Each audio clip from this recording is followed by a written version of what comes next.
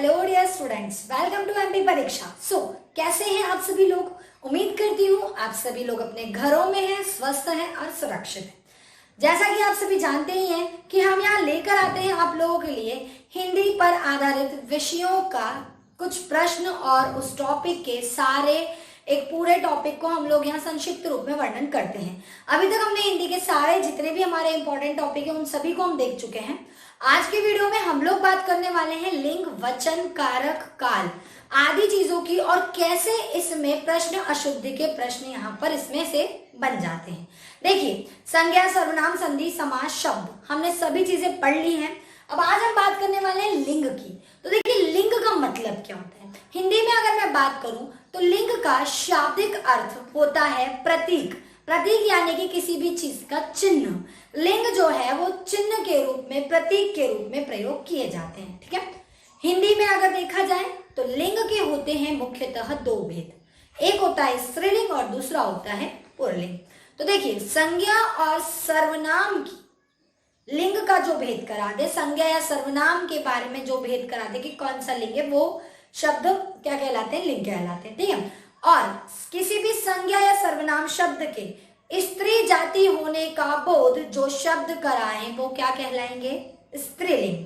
ठीक है, और किसी भी संज्ञा या सर्वनाम शब्द के पुरुष जाति होने का जो भेद कराएंगे वो क्या कहलाएंगे? हमारे पास पुल्लिंग कहलाएंगे। ठीक है, तो ये मुख्यतः दो भेद होते हैं, एक कहलाते हैं स्त्रीलिंग और दूसरे कहलाते हैं पुल्लिंग कहलाते हैं। ठीक है, अब देखिए, आपको स्त्रीलिंग और पुल्लिंग में भेद कैसे समझना है? सबसे आसान जो तरीका होता है जिससे हम समझ सकते हैं, कई बार प्राय बच्चे देखते हैं कि मैम जितनी भी ये मात्राएं होती है, ई की मात्रा होती है, मोस्ट ऑफ बच्चे ऐसे ही याद करते हैं कि ई की मात्रा जहां भी लगी है वो स्त्रीलिंग होगा, लेकिन ये हम गलत पढ़ रहे हैं। क्योंकि कुछ शब्द, कुछ संज्ञा शब्द हमारे पास ऐसे होते हैं जिन्हें हम पढ़ते हैं तो हमें लगता है कि वो स्त्रीलिंग, परंतु होते क्या है? पुल्लिंग होते हैं। ठीक है, अब देखिए, बहुत सारे यहाँ पर ऐसे शब्द हैं, तो आपको क्या करना है कभी भी पहचानने के लिए?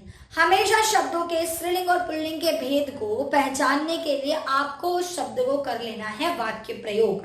क्या करेंगे आप लोग? उस शब्द का वाक्य में प्रयोग कर लेंगे। ठीक है, अब जैसे मैंने यहाँ पर पुल्लिंग की बात करते हैं हम लोग सबसे पहले, तो परिभाषा क्या होती है पुल्लिंग की? कि वह संज्ञा या सर्वनाम शब्द जो किसी शब्द के पुरुष जाति होने का बोध कराते हैं पुल्लिंग कहलाते हैं। जैसे सभी पहाड़ों के नाम विंध्याचल, हिमालय। ठीक है, मैं बोल दूं अखबार का नाम दैनिक भास्कर। ठीक है, या मैं बोल दूं जैसे हम लोग पुरुष जाति के होने की बात कर रहे हैं तो यहाँ पर देशों के नाम बोल दिए मैंने, भारत, अमेरिका, जापान, सब पुरुष जाति में आ रहे देशों के नाम। तो यहाँ पर क्या होता है कि कई बार इनमें अपवाद भी आ जाते हैं। ठीक है, अब हम स्त्रीलिंग की अगर बात करें तो जैसे स्त्रीलिंग में क्या हो जाएगा कि वह संज्ञा और सर्वनाम शब्द जो किसी शब्द के स्त्री जाति होने का बोध कराते हैं क्या कहलाते हैं? हमारे पास स्त्रीलिंग कहलाते हैं। अब स्त्रीलिंग में हमेशा ही की मात्रा के शब्द हम बोलते हैं। बहुत सारे तरल पदार्थ हो गए, जैसे कि तरल पदार्थ में मैंने नाम ले दिए बहुत सारी चीजों के, चाशनी।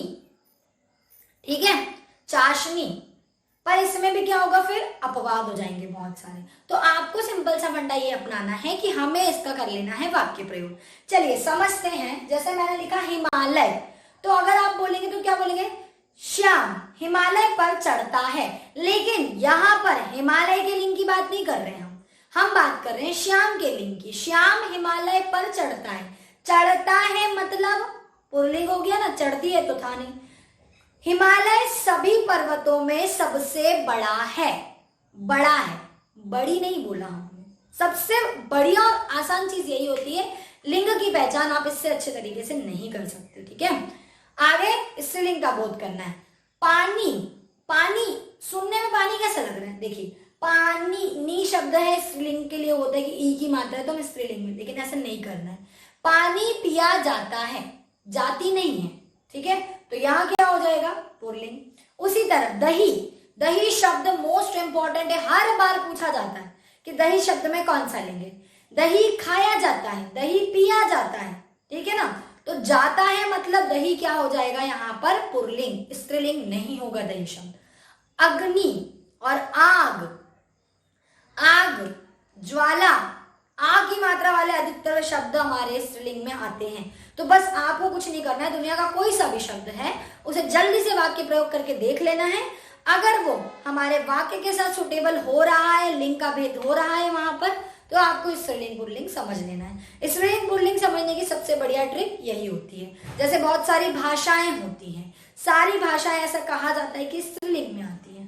हिंदी बोली जाती है, फ्रेंच भाषा बोली जाती है, चाइनीज भाषा बोली जाती है, उर्दू भाषा बोली जाती है, ये सभी क्या होती हैं, स्त्रीलिंग में आती है। और ऐसे बहुत सारी चीजें हैं अलग अलग। जब भी आप कोई बुक्स उठाओगे, नोट्स उठाओगे, वहां आपको बहुत लंबी सी लिस्ट मिल जाएगी जिसमें प्रायः शब्दों के नाम दिए जाएंगे कि ये स्त्रीलिंग है और ये पुल्लिंग है।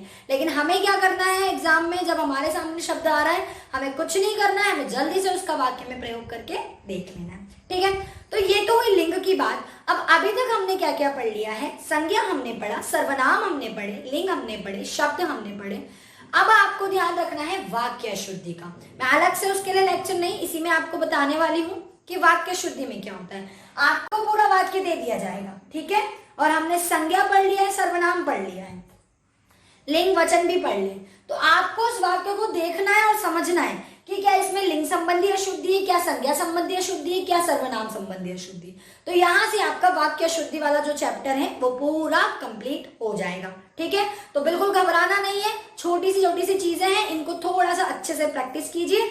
जल्दी ही आपके एग्जाम के नोटिफिकेशन आने ही वाले हैं और आप अपनी एग्जाम की अच्छे से तैयारी कीजिए, क्योंकि अब ज्यादा समय नहीं है हमारे पास और हिंदी हमारा पूरा इस तरह से हमने कवर कर लिया है, बहुत सारे प्रश्न भी कवर कर लिए हैं। तो आप लोगों को अच्छे से पढ़ना है। तत्सम तद्भव मैं करा चुकी हूँ, उपसर्ग प्रत्यय वो भी हम लोग कर चुके हैं। तो बस अब आप लोगों को इतना करना है कि अपने अध्ययन पर अच्छे से ध्यान देना है। ठीक है, और कोई भी आपका कोई भी प्रश्न है तो आप हमें कमेंट बॉक्स में कमेंट करके जरूर बताइए। और भी पर्यावरण हो गया, जैसे गणित हो गया, संस्कृत हो गया, और भी जो अलग अलग विषय हैं उन्हें पढ़ने के लिए आप हमारे चैनल को सब्सक्राइब जरूर कर लीजिए ताकि आने वाले वीडियोस की अपडेट आपको मिल जाए। और दूसरा, आज ही आप परीक्षा ऐप इंस्टॉल कर लीजिए, क्योंकि वहां आपको मिलते हैं डेली डोज। अगर आप शिक्षक वर्ग 3 की तैयारी कर रहे हैं तो वहां आपको हिंदी के, गणित के, संस्कृत के, बाल विकास के प्रतिदिन 10 प्रश्न मिलते हैं जिनसे आप अपनी तैयारी को और अधिक मजबूत कर सकते हैं। वहां आपको पूरा एक टॉपिक सीरीज टेस्ट मिलता है। ठीक है, तो आप जल्दी से जल्दी अपनी तैयारियों में लग जाइए और निश्चित ही अगर आप पढ़ेंगे इस तरह से तो आपको सफलता मिल ही जाएगी, है ना। तो तब तक के लिए सभी लोग पढ़ते रहिए। All the very best. दोस्तों, ऐसी और वीडियोस के लिए सब्सक्राइब कीजिए परीक्षा चैनल को और बेल आइकन दबाना ना भूलें। और अगर आप तैयारी कर रहे हैं तो प्रैक्टिस के लिए अभी डाउनलोड करें MP परीक्षा ऐप।